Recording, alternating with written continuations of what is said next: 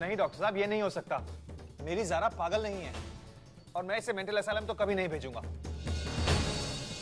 इसका इलाज घर में भी तो हो सकता है। हाँ डॉक्टर साहब, ज़ारा आप लोगों के बीच रहेगी तो जल्दी ठीक हो जाएगी। हम सब उसकी देखभाल कर सकते हैं। हाँ डॉक्टर साहब, यही ठीक रहेगा। आप मेडिसिन लिख दीजिए। आप जो कह रहे हो हो सकता है, लेकिन इसमें बहुत बड़ा रिस्क है। और जब तक दवाओं का असर रहेगा सोई रहेगी, लेकिन जब भी नींद खुलेगी तो वो कुछ भी कर सकती हैं। क्या ये रिस्क आप उठाने के लिए तैयार हैं? आमिर, मेरे ख्याल से डॉक्टर साहब ठीक कह रहे हैं। इस तरह रिस्क उठाने से कोई फायदा नहीं है। अगर ज़ारा ने अपने आप को या किसी और को नुकसान पहुंचाया तो मुसीबत और भी बढ़ जाएगी। और फिर घर पर छोटे छोटे बच्चे भी हैं। हम सबकी भलाई इसी में है कि ज़ारा को कुछ दिनों के लिए मेंटल असाइलम में छोड़ दें। नहीं, मैं ऐसा हरगिज नहीं होने दूंगा।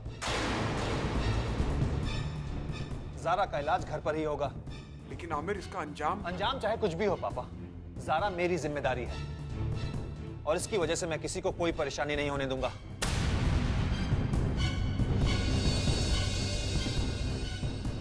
और ये मेरा आखिरी फैसला है कि ज़ारा मेंटल असाइलम नहीं जाएगी। Thanks doctor. चलो ज़ारा।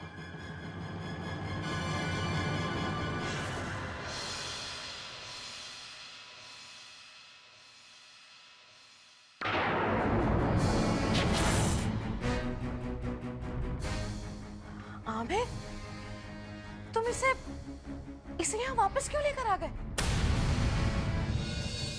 तुमसे कहा था ना कि इसे वहीं छोड़कर आना। देखो बेटा, अब कुछ कहूंगी तो तुम बुरा मान जाओगे, लेकिन अम्मी अभी पता नहीं क्या करेगी। गुल ठीक कह रही आमिर, फिर से कुछ हो गया तो? आमिर बेटा, इस तरह से खामोश रहने से कोई काम नहीं होगा। ज़ारा को पागल खाने भेजना ही पड़ेगा बेटा, नहीं तो इसका इलाज ठीक तरह से नहीं होगा बेटा। वहां पर डॉक्टर इसका ख्याल रखेंगे। अब बताओ, ऐसी हालत में इस घर में इसका कौन ख्याल रख पाएगा, है ना अम्मी? देखिए पुप्पी, मैं जानता हूं कि आप सबको ज़ारा से खतरा है, लेकिन मैं ज़ारा को पागल खाने तो नहीं भेज सकता। वो ठीक हो जाएगी। और अगर आप सबको डर लगता है तो मैं ज़ारा को लेकर कहीं और रहूंगा, लेकिन ज़ारा पागल खाने नहीं जाएगी।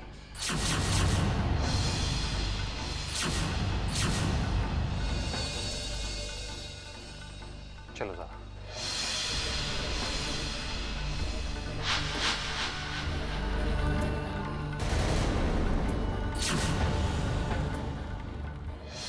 पागल हो गए सबके सब, दिमाग खराब हो गया सबका। अरे उस पागल लड़की को, ज़ारा को घर में वापस लेकर आ गए। बताओ, अब कुछ कहूंगी तो बुरा मान जाएंगे। ज़ारा ज़ारा ज़ारा कहकर उस लड़की को सर पे बिठा के रखा है। ज़ारा, खुदा जाने कौन सा जादू किया है ज़ीनत उसने कि सब लोग उसके गुनाह को देखने के बाद भी अनदेखा कर रहे हैं। उसके पागलपन को भी बीमारी का नाम दे दिया है। बेचारी ज़ारा बीमार है। हद हो गई। अरे हाँ ज़ीनत बेटा, एक बात गौर से सुनो। तुम ना अपने कमरे का दरवाजा बंद रखा करो। पागल लड़की का कोई भरोसा नहीं है बेटा, कभी उसने तुम पर वार कर दिया तो? वैसे भी उसकी सबसे बड़ी दुश्मन तुम ही तो हो, है ना? हाय रे मेरी फूटी किस्मत। ज़ीनत, तुम भी ना सुनती रहती हो मेरी बातें, लेकिन कुछ बोलती नहीं हो, बुत की तरह बैठी रहती हो। लेकिन हाँ, मैं बुत नहीं हूं। मैं तो बहुत कुछ कर सकती हूं। मानती हूं मैं ज़ीनत कि मेरी पहली कोशिश नाकामयाब रही, लेकिन मैं भी हार नहीं मानने वाली। ज़ारा को पागल खाने भिजवा कर ही रहूंगी इंशाअल्लाह।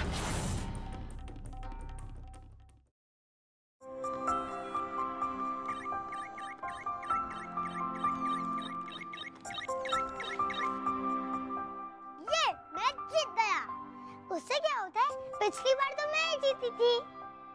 ठीक है, चलो देखते हैं कि आज कौन जीतता है। मॉम,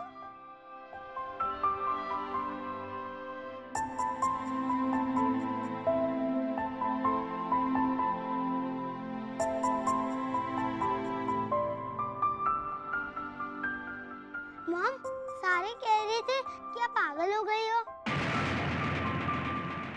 पर हम ये नहीं मानते। हाँ छोटी मॉम, आप तो थोड़ी सी बीमार हो, डॉक्टर आके आपको ठीक कर देंगे और हम भी आपके लिए दुआ करेंगे, फिर आप जल्दी से ठीक हो जाओगी।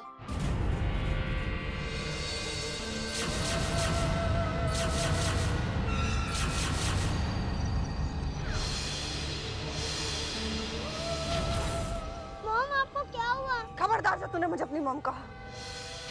मैं तेरी मॉम नहीं हूँ।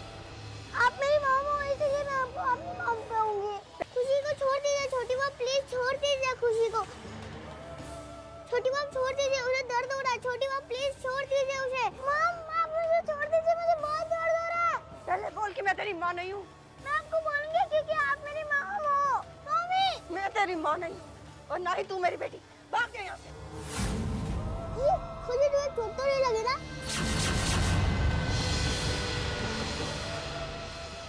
देखिए ना छोटी मॉम, खुशी को चोट लग गई। तू मेरा बेटा है, वो हमारी कुछ नहीं लगती। तू मेरा बेटा है, मेरा बेटा है तू।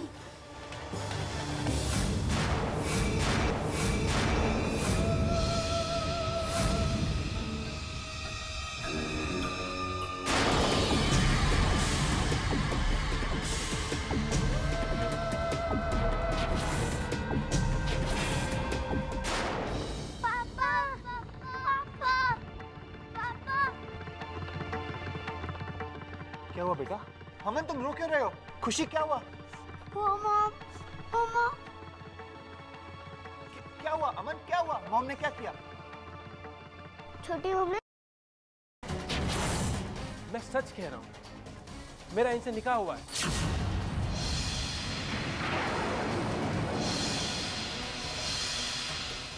बीस में 2000 को।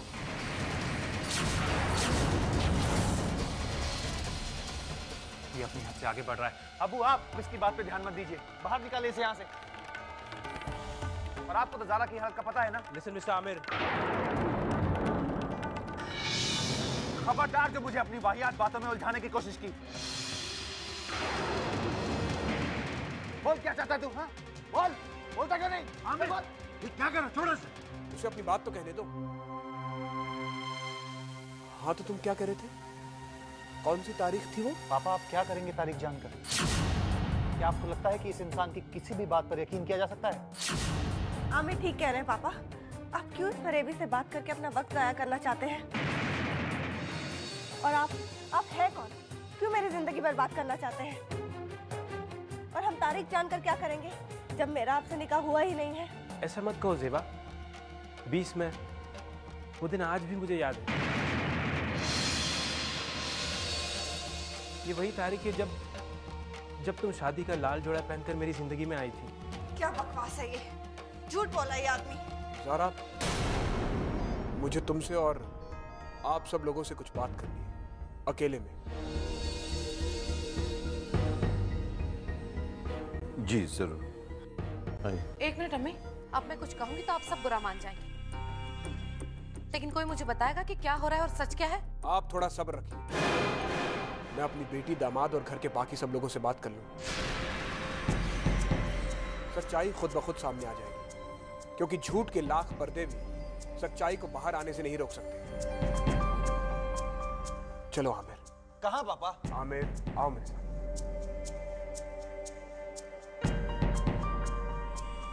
ज़ारा और उसका बाप मुझे नीचा दिखाने में एक मौका भी नहीं चूकते।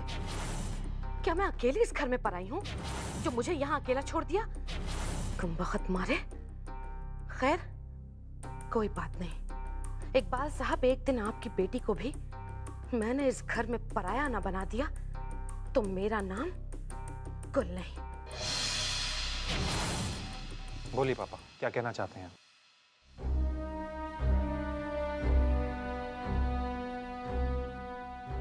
मैं नहीं जानता कि उस शख्स की बातों में कितनी सच्चाई है, लेकिन जो तारीख उसने बताई है, उसने मुझे ये सोचने पर जरूर मजबूर कर दिया है कि हो सकता है वो तुम्हें जानता हो। ये आप क्या कह रहे हैं पापा? तुम देहरादून में ही हॉस्टल में पढ़ती थी और ये शख्स भी देहरादून का ही है।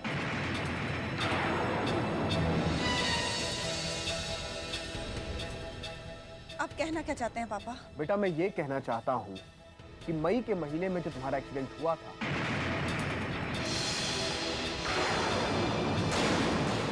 हो सकता है ये शख्स उस दौरान तुमसे मिला।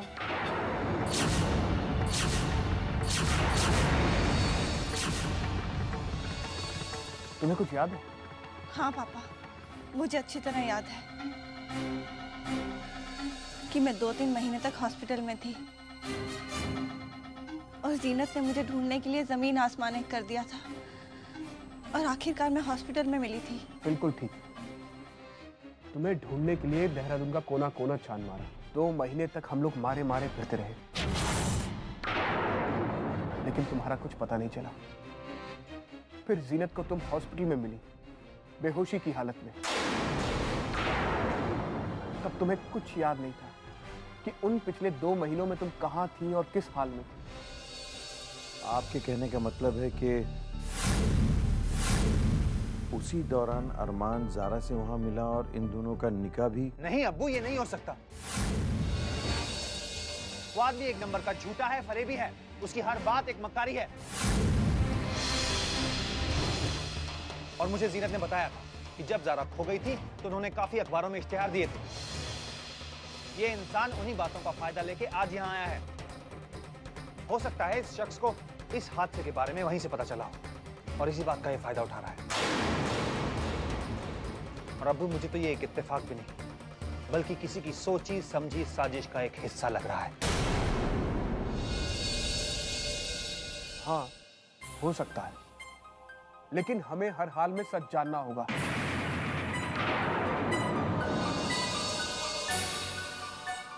लेकिन कैसे? फिक्र मत करिए, हम सबको मिलकर इस साजिश को बेनकाब करना होगा ताकि सच्चाई खुद ब खुद सामने आ जाए। सच जानने के लिए हमें उससे कुछ सवाल पूछने होंगे,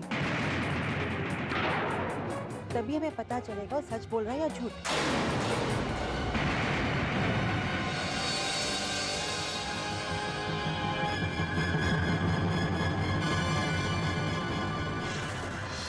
आप लोग मेरी तरफ इस तरह क्यों देख रहे हैं? मेरा यकीन कीजिए, मैं सच कह रहा हूँ। ये वाकई जो कहना चाहते हो हम सुन चुके हैं, इसलिए बार बार एक ही बात को दोहराने की जरूरत नहीं है। लेकिन तुम्हें अब अपनी बात साबित करने के लिए हमारे चंद सवालों के जवाब देने होंगे, क्योंकि हमें तुम पर बिल्कुल भरोसा नहीं है। कमाल, आप लोग मुझ पर यकीन क्यों नहीं कर रहे? आपको क्या लगता है मैं यहाँ तक इतनी दूर एक झूठ के सहारे आया हूँ? झूठ और सच का फैसला सबूतों के बिना पर होगा।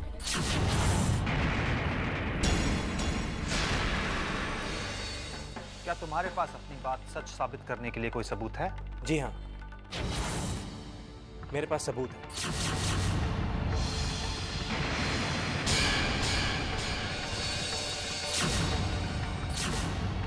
मेरे और ज़ेबा के निकाह की तस्वीर है।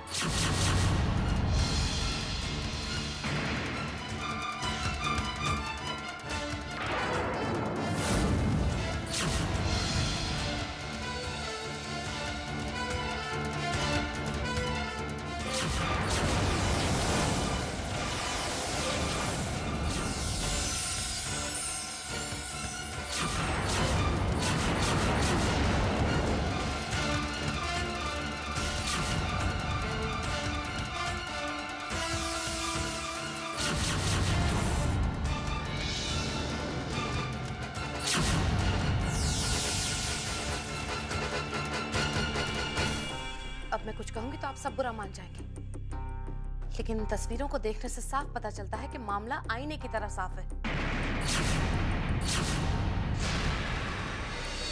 देखिए, इन तस्वीरों में ज़ारा इसकी शरीके हयात लग रही है।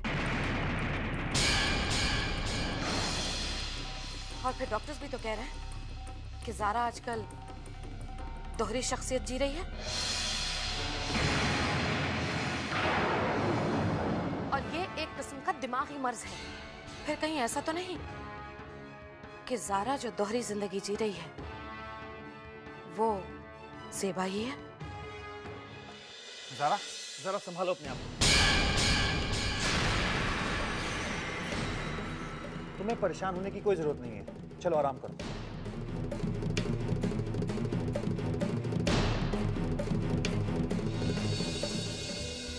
ज़ारा, मुझे तो ये किसी की चाल लग रही है। कोई है जो हमें अलग करने की कोशिश कर रहा है। लेकिन वो तस्वीरें और वो निकाहनामा, I don't know. Zara, juice पी लो बेटा, तुम्हें अच्छा लगेगा। बस भी करो ना बेटा। तुम्हें इस घर में मैं बहू बनाकर इसलिए ले आई, तुम और आमिर हमेशा खुश रहो। आज के बाद मैं तुम्हारी आंखों में आंसू देखना नहीं चाहती। चलो।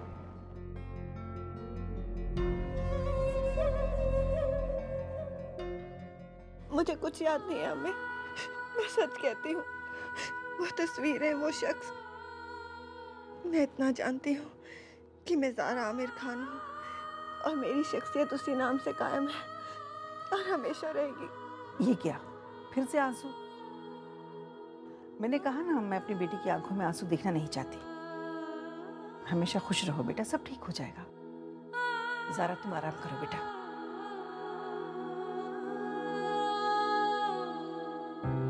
आपको मुझ पर यकीन तो है ना आमिर? ऑफ कोर्स ज़ारा, मुझे अपने से भी ज्यादा तुम पर यकीन है। हम दोनों हमेशा साथ साथ रहेंगे। बस तुम जल्दी से ठीक हो जाओ, फिर हम इस मुसीबत का भी सामना कर लेंगे। ओके? आप कहना क्या चाहते हैं पापा? बेटा, मैं ये कहना चाहता हूँ कि मई के महीने में जो तुम्हारा एक्सीडेंट हुआ था, हो सकता है ये शख्स उस दौरान तुमसे मिला। जी हाँ, मेरे पास सबूत है। मेरे और ज़ेबा के निकाह की तस्वीर है।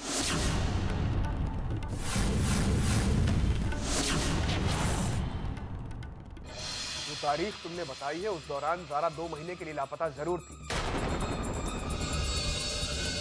लेकिन जब वो मिली तो वो हॉस्पिटल में थी, वो भी बेहोशी की हालत में। तो फिर वो तुमसे निकाह कैसे कर सकती है? आप लोग मुझ पर अभी भी शक कर रहे हैं। मैं आपको हमारे निकाह की तस्वीरें दिखा चुका हूँ। अब आप ही बताइए कि मैं कैसे साबित करूँ कि ज़ेबा है मेरी बीवी। लेकिन मैं इन तस्वीरों पर कैसे यकीन कर लूं? ज़ारा ने इस बात से साफ इनकार कर दिया। उसे कुछ याद तक नहीं, यहाँ तक कि उसने तुम्हें पहचानने से भी इनकार कर दिया। और वैसे भी आजकल टेक्नोलॉजी का गलत इस्तेमाल किया जा रहा है। नकली तस्वीरें बनाना कोई मुश्किल बात नहीं है। हो सकता है अपनी तस्वीरें बनवाई हो। आपको क्या लगता है चंद तस्वीरें दिखाकर मैं किसी पर अपनी बीवी होने का दावा करूंगा? बिलीव मी, वो मेरी बीवी है। इन तस्वीरों के अलावा मेरे पास निकाहनामा भी है, बहुत सारे गवाह भी है। मैं कोई फरेब ही नहीं हूं। मैं एक शरीफ आदमी हूं जो आपसे सिर्फ अपनी बीवी वापस चाहता हूं। ये नहीं हो सकता, क्योंकि ज़ारा जब जीनत को हॉस्पिटल में मिली थी तो वो बिल्कुल अकेली थी। और अगर तुम्हारी बात पर यकीन करें तो उस वक्त तुम कहाँ थे? उस वक्त मैं भी उसे ढूंढ रहा था। तुम्हारी बातें मेरी समझ के तो बाहर है। या तो तुम तफसील से खुल के बताओ कि ज़ारा तुम्हें कब और कहाँ मिली थी। एक बार मैं काम से जा रहा था और अचानक एक लड़की मेरी कार से आकर टकराई और बेहोश होकर गिर गई। उसके सर पर चोट लग गई। मैं तो घबरा गया था। फिर मैं उसे इलाज के लिए अपने घर ले गया।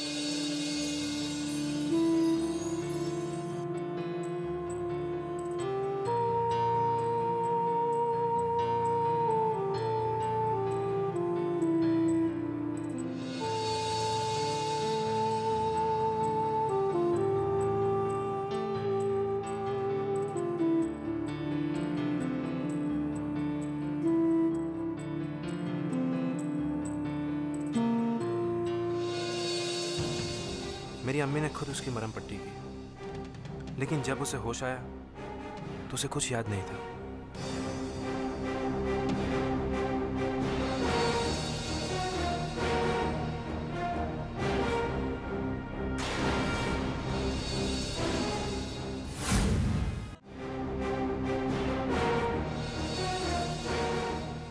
यहाँ तक कि उसे अपना नाम भी नहीं याद था। मैंने और अम्मी ने उसे बहुत पूछा, लेकिन वो अपने बारे में कुछ भी नहीं बता सकी। हमने उसके घर वालों के बारे में भी पता किया, लेकिन कोई सुराग नहीं मिला। वो लड़की हमारे साथ ही रहने लगी। पता ही नहीं चला कि वो कब हमारे परिवार का हिस्सा बन गई।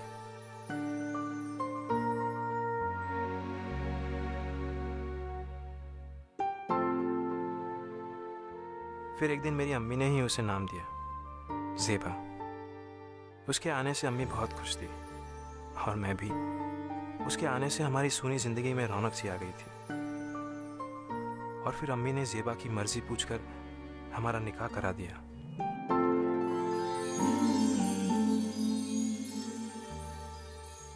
निकाह के बाद कुछ वक्त पंख लगाकर कहाँ उड़ गए पता ही नहीं चला। और फिर एक दिन ज़ेबा अचानक वो कहीं चले गई। हमने उसे बहुत ढूंढा, वो नहीं मिली। हो सकता है इस दरमियान उसका दोबारा एक्सीडेंट हो गया और किसी ने उसे हॉस्पिटल पहुंचा दिया हो, और जब उसे होश आया हो तो उसकी याददाश्त वापस आ गई हो और मेरे साथ बिताया वक्त वो भूल चुकी हो। देखिए, चाहे आप मेरा यकीन करें या ना करें, सारे हालात और मेरा दिल यही कहता है कि आपकी ज़रा ही मेरी बीवी ज़ेबा है। वो मेरी ज़िंदगी है, मैं उसके बिना नहीं जी सकता। भले ही हमारी शादीशुदा ज़िंदगी इतनी लंबी ना थी, लेकिन उसके साथ बिताए हुए हर पल मेरे ज़िंदगी के सबसे हसीन पल थे। और इन पलों के सहारे ही मैंने पूरे 7 साल उसकी तलाश में गुजार दिए। लेकिन अब आपको उन लम्हों को और अपनी ज़ेबा को भुलाना होगा, क्योंकि अब वो किसी और की बीवी है, किसी और के बच्चों की माँ है। जो भी हो, वो पहले मेरी बीवी है। बस बहुत होगी तुम्हारी ड्रामेबाजी। चलो अब निकलो यहाँ से। मुझे मेरी ज़ेबा लौटा दो, मैं यहाँ से चला जाऊंगा। तू ऐसे नहीं मानेगा, चल निकल।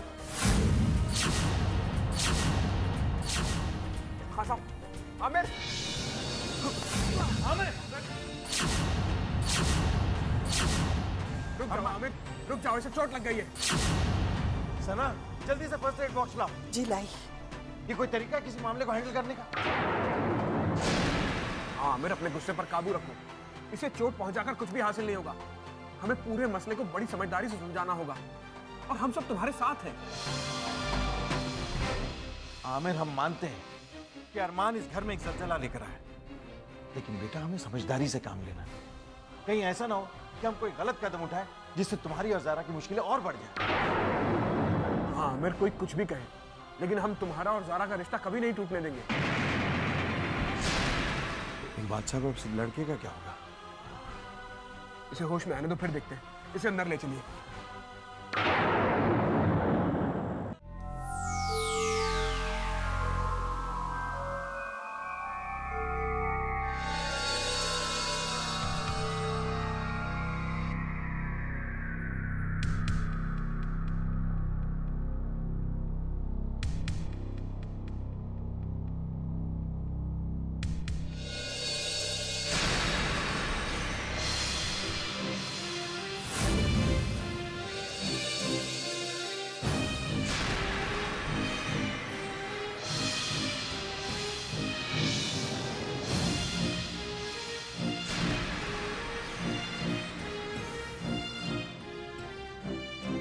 आपके जख्म काफी हद तक भर गए हैं। आई होप आप जल्दी ही घर जाएंगे।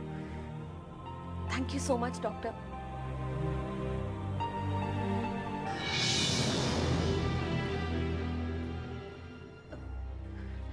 डॉक्टर, ये कुछ बोल क्यों नहीं पा रहा है? एक्चुअली एसिड इनके मुंह में भी गया है। अंदर के जख्म जब तक ठीक नहीं हो जाते, इनका बात करना मुश्किल है। अंदर के जख्म ठीक होते ही ये पहले की तरह बोल पाए। So relax. अब मैं चलता हूं।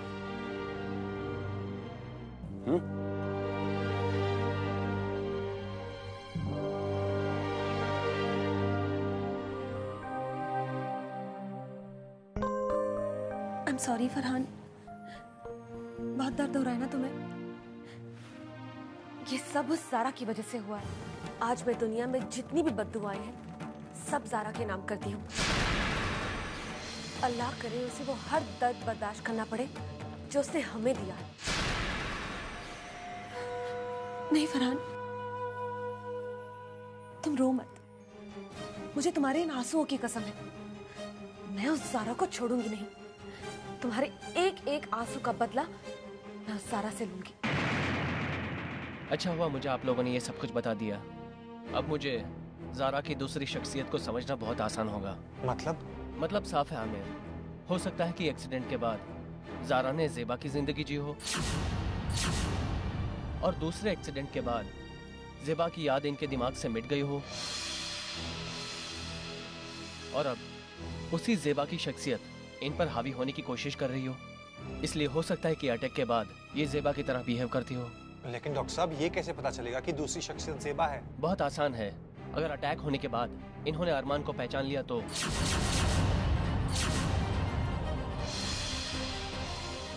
ये बात साबित हो जाएगी कि दूसरी शख्सियत ज़ेबा की ही है।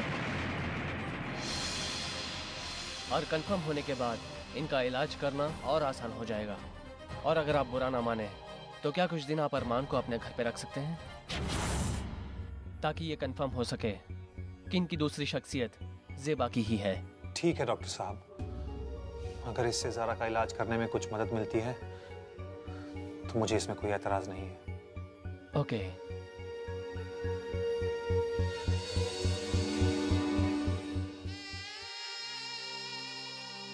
मैं जानती हूँ आमिर कि आप क्या सोच रहे हैं। आपकी ज़ारा ज़ेबा भी है, यही ना?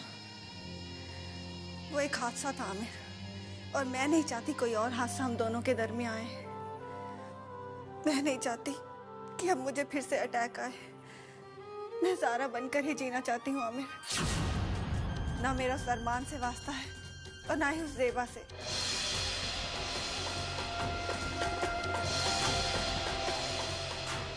आप खामोश क्यों हैं आमिर? कुछ कहते क्यों नहीं? कहीं ऐसा तो नहीं कि हम दोनों के बीच ज़ेबा आ गई है?